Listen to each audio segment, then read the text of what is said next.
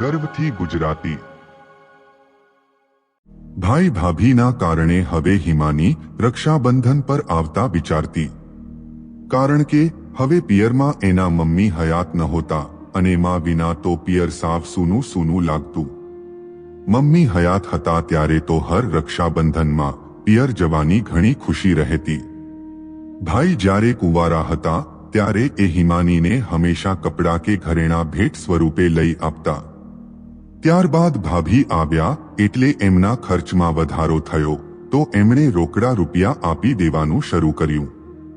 હિમાની પણ સમજદાર હતી, એને મોંઘા ગિફ્ટ કે રૂપિયા નહોતા જોઈતા, એના માટે તો એના ભાઈનો પ્રેમ પૂરતો હતો। હિમાની લગ્ન બાદ મહિને એકાદ વાર એના મમ્મી તથા ભાઈ ભાભીને મળવા પિયર આવતી, પરંતુ જ્યારથી મમ્મીનું અવસાન થયું ત્યારથી પિયર જવાનું ઓછું થઈ ગયું। મમ્મીના નિધનને લગભગ 1.5 વર્ષ થવા આવ્યું અને રક્ષાબંધનનો તહેવાર આવ્યો। હિમાની એના મમ્મીને યાદ કરી ખૂબ રડતી, કારણ કે હવે માં વિના પિયરમાં ભાઈને રાખડી બાંધવા જવું પણ નહોતું ગમતું। છતાં એણે એક સુંદર રાખડી ખરીદી અને એના પતિ નિલેશ સાથે પિયર ગઈ। ભાઈ ભાભી એમને જોઈને ખુશ દેખાઈ રહ્યા હતા। હિમાનીએ રાખડી બાંધી, એના હર્ષા ભાભી એક ડ્રેસ લઈ આવ્યા અને ભેટ સ્વરૂપે હિમાનીને હાથમાં આપ્યો। હિમાની બોલી, ના ભાભી, હું ભેટ લેવા નથી આવી, હવે મમ્મી નથી તો આ ઘર સાવ ખાલી લાગે છે, પણ ભાઈને રાખડી બાંધવા આવવું પડે। પહેલા ભાઈ એકલા હતા તો બધું ચાલતું, હવે મોંઘવારીમાં ભેટ એ બધું ન પોસાય। તમે આ ડ્રેસ રહેવા દો, મારે કશું નથી જોઈતું। છતાં એના ભાભીએ એ ડ્રેસ એના બેગમાં મૂકી દીધો। ભોજન કર્યા બાદ હિમાની તથા નિલેશે ભાઈ ભાભીની રજા લીધી। આ રીતે દર વર્ષે હિમાની રાખડી બાંધવા પિયર જતી, પણ એણે જોયું કે ભાભી એમને ભેટમાં એમના 1-2 વાર પહેરેલા જૂના ડ્રેસ આપે છે અને હવે એવું પણ લાગી રહ્યું હતું કે ભાઈ ભાભીને હિમાનીનું પિયરમાં આવવું નહોતું ગમતું। આમ મમ્મીના નિધનને 3 વર્ષ થવા આવ્યા અને રક્ષાબંધનમાં હિમાની રાખડી બાંધવા પિયર પહોંચી તો ઘરે તાળું હતું। હિમાનીએ એના ભાઈ માનવને ફોન કર્યો તો એમણે રિસીવ ન કર્યો। ભાભીને ફોન કર્યો તો એમણે ફોન કટ કરી નાખ્યો। હિમાની સમજી ગઈ કે હવે પિયરમાં એમનું આવવું ભાઈ ભાભીને પસંદ નથી। હિમાની ઘરે પાછી ચાલી ગઈ અને મનમાં નક્કી કર્યું કે હવે એ પિયરમાં નહીં આવે, પરંતુ કુદરતે કંઈ અલગ વિચારી રાખ્યું હતું। આગલા મહિને નિલેશ ગંભીર બીમાર પડ્યા અને એમની સારવાર માટે રૂપિયા ખૂટતા હતા। હિમાનીને મદદ કરી શકે એવું કોઈ નહોતું। સાસરીમાં સાસુ સસરા નહોતા અને એના જેઠ જેઠાણી બધા બીજા શહેરમાં રહેતા હતા। હિમાનીએ ઘણું વિચાર્યા બાદ એના ભાઈ માનવને ફોન કર્યો, પણ હંમેશાની જેમ એણે ફોન રિસીવ ન કર્યો। હિમાની પાસે એના ભાઈ સિવાય બીજું કોઈ નહોતું જે એની મદદ કરી શકે। એ ફટાફટ બસ પકડી એના પિયરમાં પહોંચી અને ભાઈને બધી વાત કરી। હિમાનીએ કહ્યું, માનવ, તારા બનેવી હોસ્પિટલમાં દાખલ છે, મારા જોડે હતા એટલા બધા બચતના રૂપિયા ભેગા કરતા હજુ પણ થોડા રૂપિયા ખૂટે છે।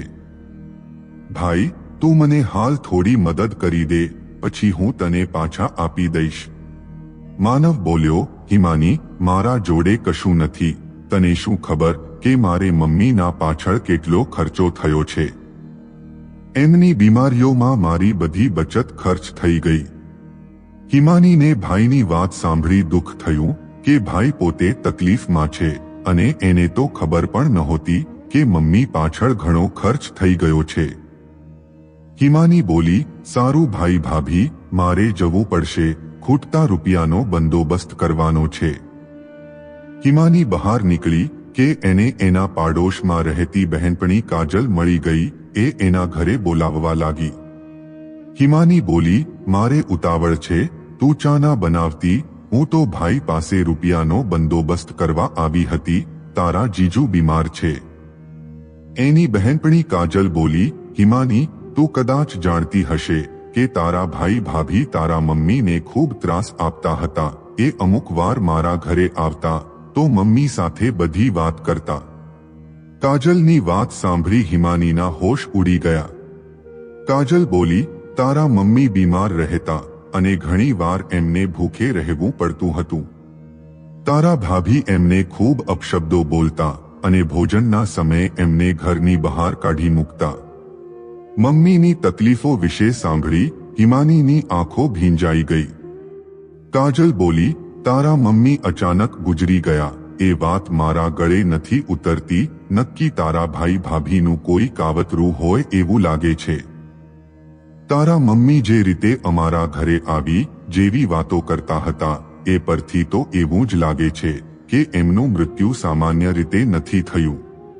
પોતાના સાડીના પાલવથી આંખો સાફ કરી હિમાની બોલી, જો મારા ભાઈ ભાભી ગુનેગાર હશે તો હું એમને સજા અપાવીને રહીશ, પણ અત્યારે તો મારા પતિની હાલત ગંભીર છે તો મારે એમના પર ધ્યાન આપવું પડશે. કાજલ બોલી, તારે કેટલા રૂપિયાની જરૂર છે? હિમાનીએ કહ્યું, મારે 4,000 જેવા ખૂટે છે. કાજલ એના તિજોરીમાંથી 4,000 કાઢી લાવી અને હિમાનીને આપ્યા. હિમાની બોલી, મારા સગા ભાઈએ મારી મદદ ના કરી પણ મારી સ્કૂલની બહેનપણી મારા કામમાં આવી ગઈ. હિમાનીએ કાજલની રજા લીધી અને બસ પકડી ફટાફટ હોસ્પિટલ પહોંચી. એના પતિ નિલેશની સારવાર થઈ અને લગભગ 15 દિવસ હોસ્પિટલમાં દાખલ રાખ્યા બાદ એમને રજા આપવામાં આવી. ડોક્ટરે નિલેશને આરામ કરવાનું કીધું હતું તો નોકરી તો એ જઈ નહોતા શકતા. માટે હિમાનીએ નોકરી શોધી લીધી અને ઘરની સાથે એ નિલેશનું પણ ધ્યાન રાખતી. પરંતુ રાત્રે ઊંઘતા સમયે એના મગજમાં એના મમ્મી વિશે વિચારો ચાલતા કે મમ્મી આટલી તકલીફો વેઠી રહી હતી અને મને ક્યારે કશું ન જણાવ્યું. એકવાર નિલેશ નોકરી લાગી જાય પછી હું મારા ભાઈ ભાભીનો પર્દાફાશ કરીશ. જોત જોતામાં આખું વર્ષ વીતવા આવ્યું અને રક્ષાબંધન પણ નજીક હતી. નિલેશ હવે નોકરી લાગી ચૂક્યો હતો અને હિમાની પાસે હવે પૂરતો સમય હતો. એ રક્ષાબંધનની રાહ જોઈ રહી હતી. એણે પોતાનો પ્લાન બનાવી લીધો હતો જેનાથી એ એના ભાઈ ભાભીનો પર્દાફાશ કરવાની હતી. આમ રક્ષાબંધનનો દિવસ આવી ગયો અને હિમાનીએ સરસ રાખડી ખરીદી પિયરમાં પહોંચી. હિમાનીને જોતા એના ભાઈ ભાભીના ચહેરાનો રંગ ઉડી ગયો, છતાં ચહેરા પર ખોટી મુસ્કાન રાખી એને આવકાર આપ્યો. હિમાનીએ રાખડી બાંધી અને બોલી, માનવ, ગઈ વખતે હું નિલેશની તબિયતના કારણે ઉતાવળમાં હતી અને મમ્મી પાછળ જેટલા ખર્ચા થયા એ બધું હું નહોતી જાણતી. હું તમને સમજી ન શકી અને તમારી તકલીફ જાણ્યા વિના તમારા ત્યાં મદદ માંગવા આવી પહોંચી. સારા બનવાનો ઢોંગ કરતા માનવ બોલ્યો, હિમાની, ભૂતકાળની વાતો મૂક હવે અને આ લે 101 રૂપિયા, રક્ષાબંધનની ભેટ. હિમાનીએ 101 રૂપિયા ભાઈના હાથમાં પાછા મૂકી બોલી, ભાઈ, મારે કોઈ ભેટ નથી જોઈતી. અત્યાર સુધી તમે મને ભેટ આપતા હતા પણ આજે હું તમને ભેટ આપીશ. હિમાનીએ એના પર્સમાંથી પેપર્સ કાઢ્યા અને કહ્યું, ભાઈ, તમને તો ખબર છે કે મમ્મીએ આ ઘર અને ગામડે રહેલી જમીન આપણા બંનેને ભાગમાં નામે કરી છે. હું ઈચ્છું છું કે તમે આ પેપર્સ પર સહી કરીને આ ઘર તથા જમીન તમારા નામે કરી લો. મારે કશું નથી જોઈતું. માનવ અને એની પત્ની હર્ષા બંને ખુશ થઈ ગયા કે ચાલો આપણે કશું કર્યા વિના બધું મળી રહ્યું છે. ખુશીના માર્યા માનવ એ પેપર્સ વાંચ્યા વિના સહી કરી દે છે. સહી કર્યા બાદ હિમાની એ પેપર્સ પાછા લઈને કહે છે, ભાભી, હવે આ ઘર તમારું થયું પણ મારા મમ્મીના રૂમમાં એમની ઘણી યાદો છે તો એ રૂમ જેવો છે એવો ને એવો રહેવા દેજો, એમાં કોઈ ફેરફાર ન કરતા. હર્ષા ગુસ્સેથી બોલી, એટલે તમે સીધું કહો ને કે તમારે હજુ પણ આ ઘર પર હક જમાવી રાખવો છે. હિમાની બોલી, અરે ભાભી, થોડી શાંતિ તો રાખો. હજુ તો પેપર્સ પર સહી કરી છે એટલામાં તમે તમારો રંગ દેખાડવા લાગ્યા. હું બધું જાણું છું કે મને હર રક્ષાબંધનમાં તમે તમારા જૂના પહેરેલા ડ્રેસ આપતા હતા. હર્ષા બોલી, હવે તો એટલું પણ નહીં મળે. અને આ ઘર તો અમારા નામે થઈ ચૂક્યું છે, તો આજ પછી આ ઘરમાં દેખાવી ન જોઈએ. મમ્મીને દૂધ સાથે ઘણી બધી ઊંઘની ગોળીઓ આપી દીધી તો અમારું કામ થઈ ગયું. તારે પણ એ રસ્તે જવું હોય તો બોલ, તારો પણ બંદોબસ્ત કરી દઈએ.